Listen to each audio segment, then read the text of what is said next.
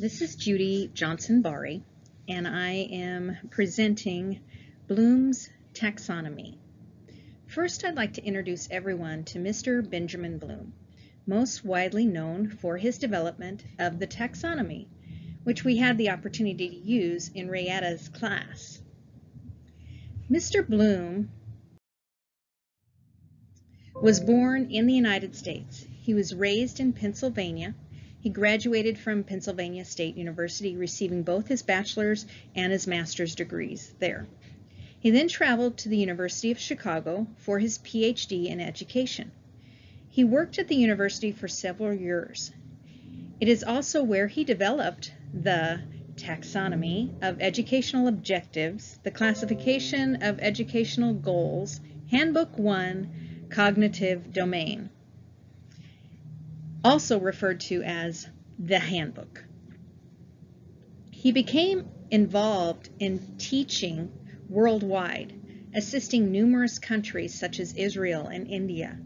He was also asked to testify to U.S. Congress regarding his views on teaching, specifically young children. This was when he assisted in initiating the Head Start program that most of us are familiar with. Mr. Bloom has been recognized in his lifetime for his opinions on education. I have listed a few of his thoughts.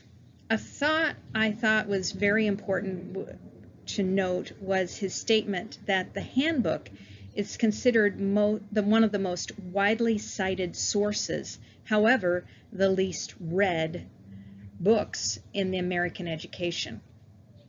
Surprising.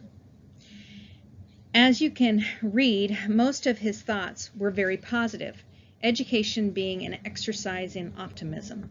The fact that what students are experiencing is what ultimately matters. The truth that it is not important to compare students, that our job as teachers is to help them achieve goals in their curriculum that they are studying.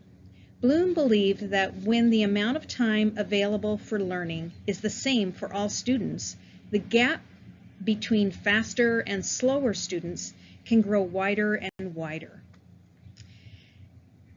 According to Bloom, education comes down to mastery of learning, which is based on three features. First is cognition, or higher levels of thinking.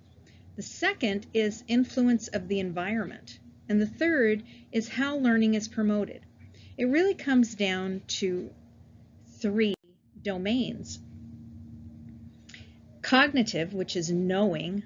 Affective, which is attitudes and feelings.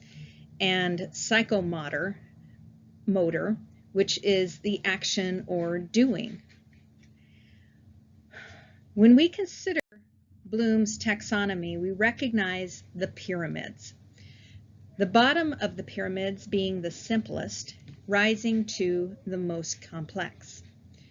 The first taxonomy consisted of nouns. The updated in 2001 was changed to verbs. We've learned that it is a benefit in designing our lesson plans that we need an action to define what we're teaching. When we consider the verbs, it's helpful to have a guide. The verb wheel helps in understanding which verbs to consider. It will also help in determining what a student's product or activity they're trying to accomplish. For example, knowledge or remember category could be a student that's identifying a person or a definition.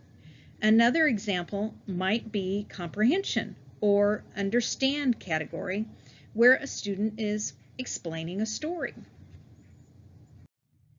For the past 50 years, Bloom's taxonomy has provided a useful understanding of the types of cognitive processes that humans are capable of demonstrating.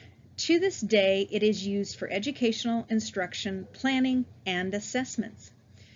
Bloom used the term alterable variables, referring to things that make a difference in a student's learning and how teachers' practices can affect that learning.